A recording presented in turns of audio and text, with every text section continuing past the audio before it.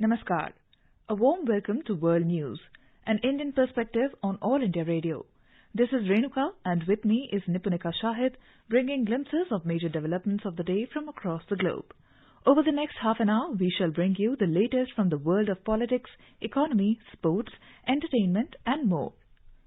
As the nation fights the COVID-19 pandemic, we begin with the program of Message of Precaution to stay safe and protected by following these three simple steps. Wear a face mask, maintain social distancing, focus on hand and face hygiene. The headlines. President Ramnath Kovind says India made COVID-19 vaccine and added a glorious chapter to the well-being of humanity. Former Japanese Prime Minister Shinzo Abe gets Padma Vibhushan, the second highest civilian award in India. 10 miners trapped underground for 2 weeks die in China. Nepal Prime Minister K.P. Sharma Odi expelled from the ruling Communist Party over dissolution of parliament. SpaceX creates a new world record by launching 143 satellites on a single rocket. And in sports, US's Ryan Cruiser sets new world indoor shot put record. President Ramnath Kovind has said that India has taken great strides in several sectors and economic reforms have continued apace. He said it has been supplemented by long-pending reforms in areas of labour and agriculture through legislation.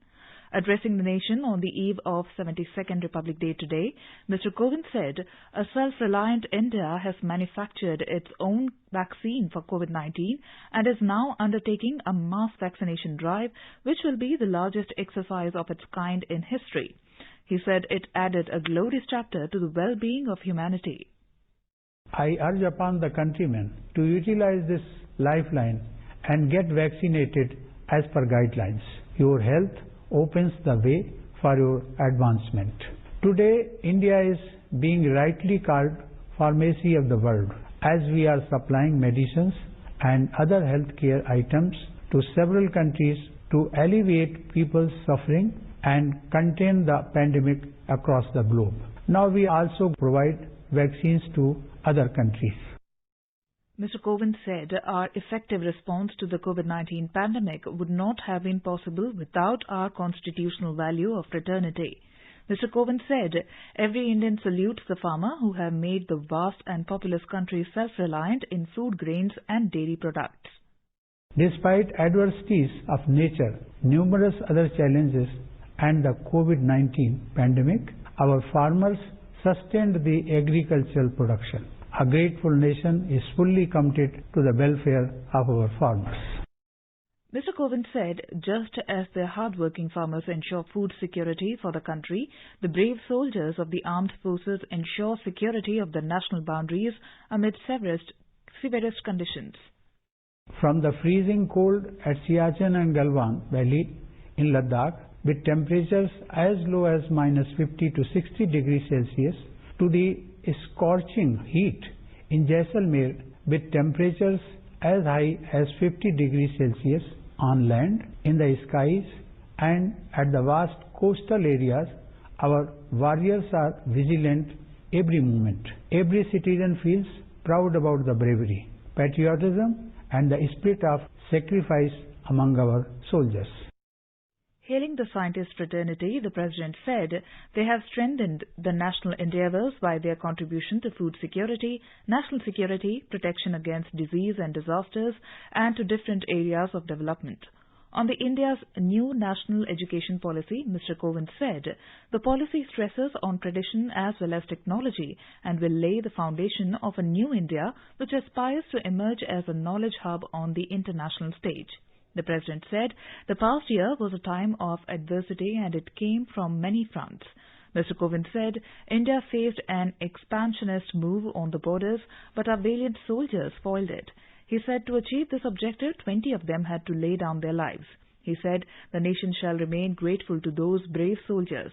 He said, though we reiterate our commitment to peace, our defence forces, Army, Air Force and Navy are adequately mobilized in a well-coordinated move to thwart any attempt to undermine our security.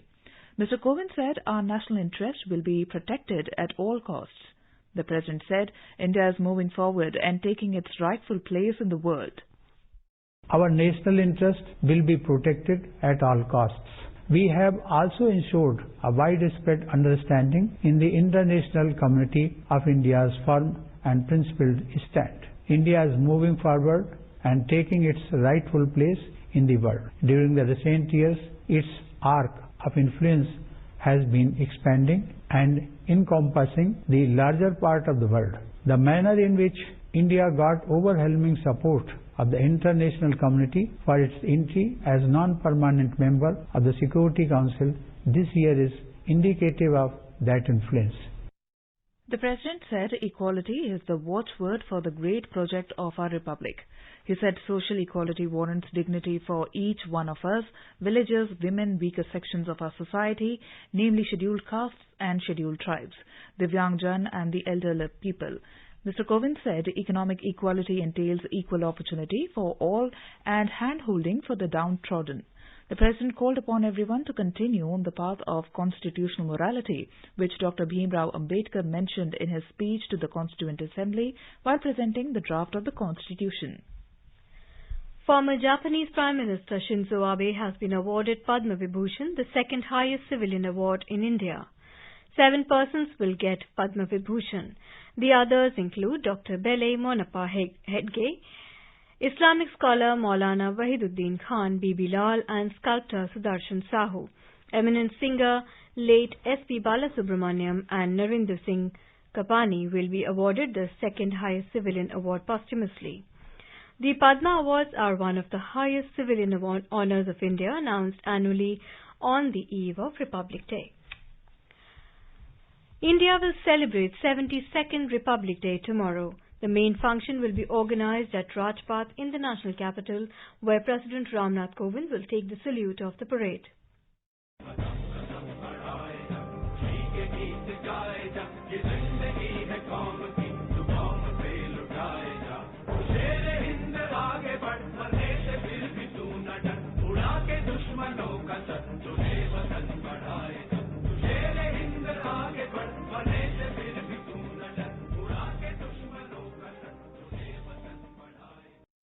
The Republic Day parade ceremony will commence with Prime Minister Narendra Modi visiting the National War Memorial.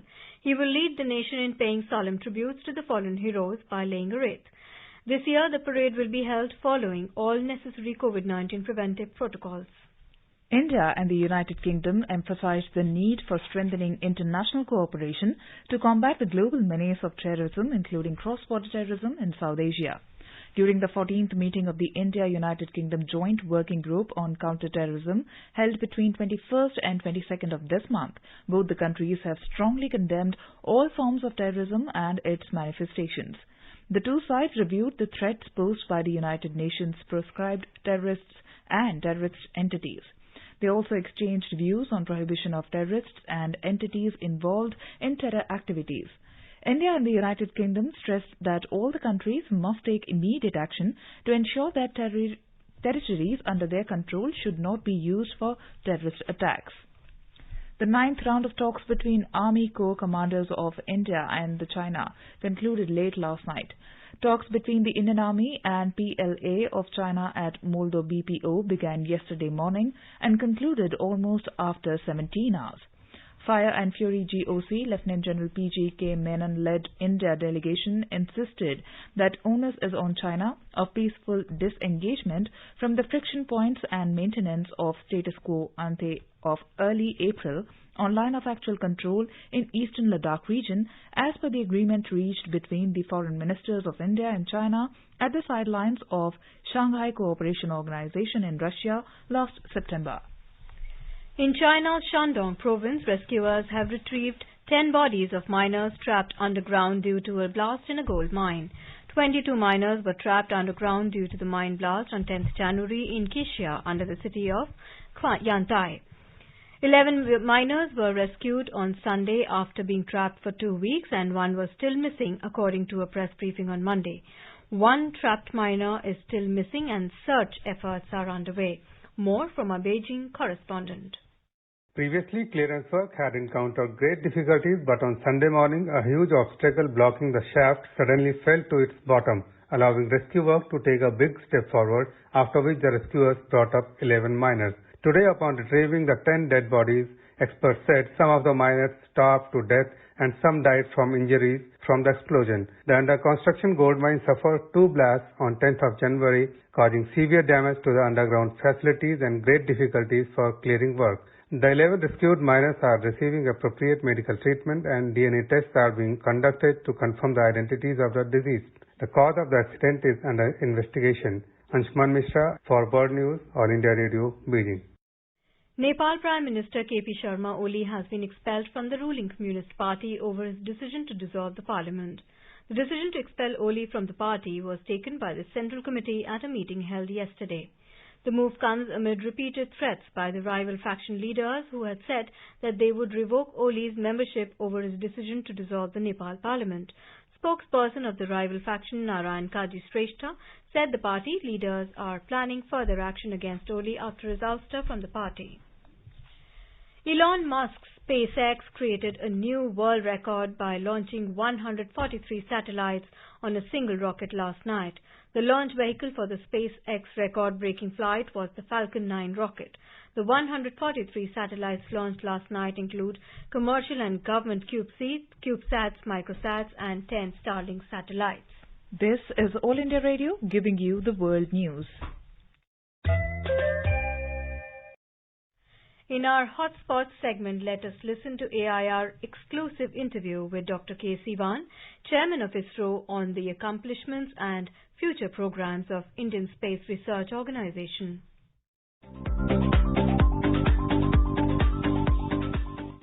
The Indian space program spearheaded by ISRO has brought laurels to the country. Taking giant leap in the area of satellite program, it has created a place for itself in the global arena. May it be Chandrayaan-1 lunar probe that discovered water on Moon or its maiden success of sending satellite around Mars through Mangalyaan are setting a record of launching 104 satellites on a single rocket. Its remarkable journey has amazed the world. It is a privilege to have Chairman of ISRO, Dr. K. Sivan, to share with our listeners the accomplishments and future programs of ISRO. Welcome, Dr. Sivan. The Indian space program is unique as it serves social purpose. So can you share a few success stories of how our space program has helped our people, from farmers and fishermen to policymakers? Yes, there are a lot of programs which is unique and serve the special purpose for using the ISRO's the satellite technology. The first experiment, I would say, the SITE, that is the Satellite Instructional Television Experiment. It was that oldest experiment conducted in ISRO, which really gave a benefit for that farmers and other people. Then our satellite is providing a lot of services in terms of identifying the potential fishing zone for the fishermen, and for farmers it is really giving. Then very recently we introduced one fisherman app. So this app, it is making use of the communication satellite and making use of the navigation satellite as well as remote sensing satellite. This app, this fisherman can take inside that sea, and it will give where the fish all available. A lot of fish are available locations it will give. Also that when they are in the deep sea, that this app will give what is the condition of sea and the communication with the people from the shore. So that way this is very useful for fishermen. And we had that the telemedicine program by which that the people in that remote place that will be getting that consultation about medical consultation, they will get it, and the tele-education system. Like that entire space program is built on providing services for the common man. What is the long-term vision of ISRO considering its ambition of making India proud in the area of space technology? Yes, the vision of ISRO is mainly making use of the advanced space technology for the benefit of the common man. And this technology should reach to that every nook and corner, not only in the cosmopolitan cities, even in the rural area, this technology should reach. That it can be possible only by spacecraft. That's what this making use of the advanced technology for the benefit of the common man is the vision of our space systems in India. And when we are making about this benefit to the common man, definitely the cost will come into the picture. Also, that the real technology should reach at the right time. So, to ensure that they are reaching that low-cost applications as well as the need for the applications are reaching at the right time. For that, we need that indigenous development of advanced technologies. And when you are talking about indigenous development of advanced technologies, this require a spacecraft should be there with advanced technology which provides that low-cost services. Now, to make the satellite, to launch the satellite, we need a launch vehicle. That should be a low-cost launch vehicle. And we need a system to acquire the data as well as we have to disseminate. So, that's what this vision of that ISRO is always, not only old vision and even long-term vision also, to make use of the advanced space technology for the benefit of the common man. For that, whatever technology required for that one to be indigenously developed in India, either spacecraft as a launch vehicle or data acquisition, the dissemination, all these things are aim or ambition of ISRO for the long term. Could you tell us about ISRO work on space-grade lithium batteries and its adaptation in the electric vehicles? Yes, ISRO has developed that space-grade lithium-ion batteries for making use of them in the launch vehicle as well as spacecraft. This is an advanced technology and very high efficient battery, and which is providing the services and life to the launch vehicle as well as spacecraft. This ISRO has developed on its own technology indigenously. But you know, this space grade, when you are talking, it involves high reliability because we cannot afford even a single failure, single malfunction. That's what this space grade lithium ion batteries will have a high level of reliability. So definitely the cost of that the space grade batteries are very, very high. But when we are using this technology for the eco-friendly electric vehicle, definitely it will be useful. But if you are using that technology as it is, definitely that it will be that commercially it's not viable. It will be very costly. To ensure that the commercially viable options for making use of the space-grade lithium-ion batteries, there are some improvements or some modifications required that this industry is making, and ISRO will be definitely helping the industries to make the space-grade lithium-ion batteries as a commercial system for adoption in the electric vehicle. How do you visualize the role of ISRO in future in the light of encouraging private industries' engagement in our space program? Definitely, till now, the space activities of India is carried out by ISRO. That is, when I am talking about space activities, this includes launch vehicle, spacecraft, and launching the spacecraft, and making a ground segment, and providing the services using the spacecraft. All these are coming under the space activities. And if you know that all these activities done by ISRO, but you just imagine that the ISRO contains only 17,000 people. And the 17,000 people only that is going to do all these things. But if you are what do only ISRO is doing, definitely the type of requirement, the need aspect is coming so high to ensure that it is that the services from the space activities to be reaching the common man in a very cost-effective and very fast mode. We thought that ISRO contribution alone is not sufficient. The entire country, if they are contributing, definitely it will be available, the technology will be available to the common man with a low cost, very, very fast track mode. That's the reason not only that ISRO can do the space activities, the space activities can be carried out by private people also. And by bringing the private people, definitely they can make it mass production, as well as there's a lot of employment will be available, and a lot of industries, and the entire country will be contributing to the space services, the space activities. They will be allowed to build launch vehicle, they will be allowed to launch the satellite, they are allowed to do the space services. When they are doing that, the private people are doing the services, doesn't mean that they are taking away all the ISRO's activities. You have to keep in mind, ISRO is continued to be there, and ISRO has to contribute to the nation in terms of technology development for meeting the futurist requirement. And it is not repeating the private activities. And definitely there is a vast variety of technology developments required to meet the future requirement, that are very, very advanced technology required to be developed. The ISRO will be involved in that high-end technology development in terms of spacecraft, launch vehicle and applications program. What is the status on Earth observation satellite Anand, Satish Sat and Unit Sat built by the startups and others? These three satellites, whatever you are referred, Anand, Satish Sat, Unity Sat, all these things are built by startup and the industry. This is that initiation of the first set of satellites flying under the new reform announced by that government.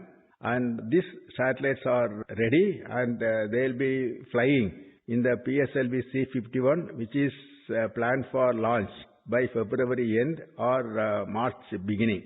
Dr. Shivan, when can we expect the first flight of a small satellite launch vehicle being developed by ISRO and industries? The first flight of small satellite launch vehicle is planned in the March 2021. Considering PSLV as a trusted workhorse, kindly share with our listeners about ISRO making strides in the development of heavy lift launch vehicles like GSLV Mark III. You know, our maximum capacity is right now lifting the 4-ton to geostationary orbit. We have three vehicles, that are PSLV and GSLV and GSLV Mark III. Out of this, GSLV Mark III is the biggest vehicle which can carry only up to 4 ton into the geostationary transfer orbit.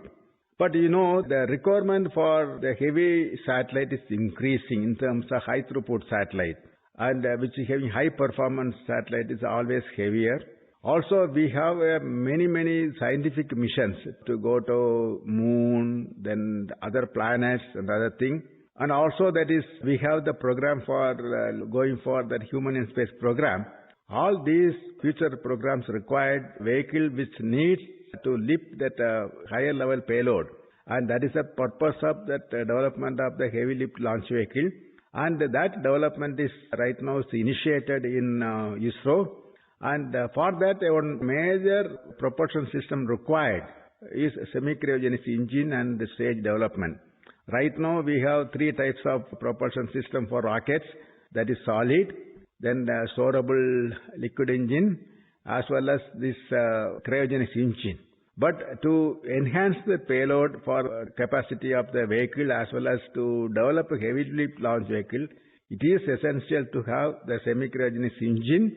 That development also going on fast track mode.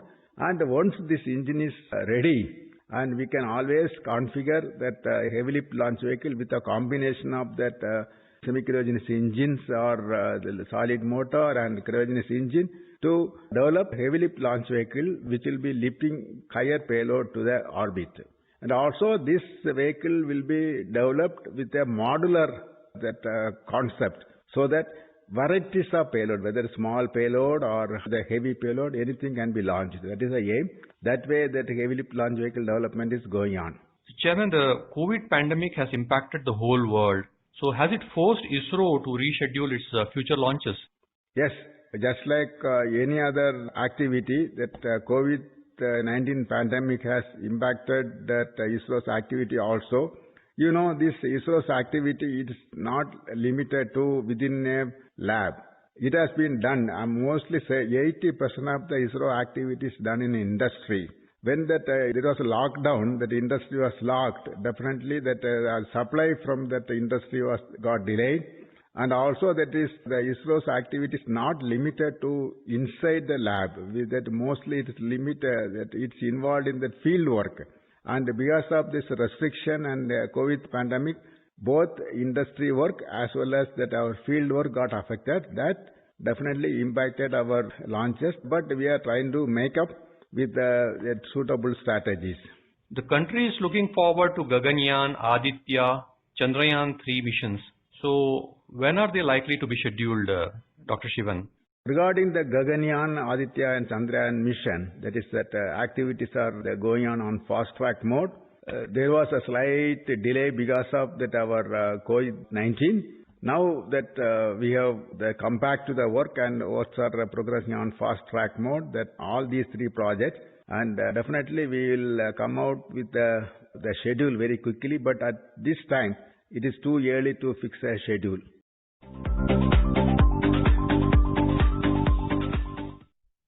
Bangladesh is all set to start its nationwide vaccination program with the arrival of a new consignment of COVID-19 vaccine from India. Our special correspondent in Dhaka reports. The first installment of 50 lakh doses of the COVID-19 vaccine from Serum Institute of India arrived in Dhaka today. This is part of the agreement for the purchase of 30 million doses of the vaccine, for which Beximco Pharmaceuticals Limited had signed a tripartite agreement with the Serum Institute of India on December 13 last year. As per the agreement, the remaining doses of the vaccine will arrive in Bangladesh over the next few months. Prime Minister Sheikh Hasina is scheduled to inaugurate the vaccination program in Dhaka from Wednesday. A nurse of the Kurmi Tola General Hospital in Dhaka will receive the first vaccine shot. Government of Bangladesh has made preparations to start the vaccination process from the first week of February. The first consignment of 2 million doses of COVID-19 vaccine as gift from India was received by Bangladesh on Thursday. Rajesh Jha, World News, All India Radio, Dhaka. Moving on to sports. Olympic shot put champion Ryan Cruiser of the United States set a world indoor record of 22.82 meters at the American Track League Series opener. Cruise bettered the 32-year-old mark of 22.66 meters set by American Randy Barnes in 1989. In hockey, the Indian women's junior hockey team defeated the Chile senior side 2-0 at the Prince of Wales Country Club. Sangeeta Kumari and Sushma Kumari scored in the win for India. In badminton, PV Sindhu and former world number 1 Kidambi Srikanth have qualified for the BWF World Tour Finals, which will be held in Thailand from January 27 to 31. And now, before we end the bulletin, the headlines once again. President Ramnath Kovind says Indian-made COVID-19 vaccine added a glorious chapter to the well-being of humanity. Former Japanese Prime Minister Shinzo Abe gets Padma Vibhushan, the second highest civilian award in India. 10 miners trapped underground for 2 weeks die in China. Nepal Prime Minister KP Sharma Oli expelled from the ruling Communist Party over dissolution of the parliament. SpaceX creates a new world record by launching 143 satellites on a single rocket. And in sports, US's Ryan Cruiser sets new world indoor shot put record. India is celebrating the 151st birth anniversary of Mahatma Gandhi. Before we end, let us listen to his favorite bhajan, Vaishnavajan, by artists from Iran.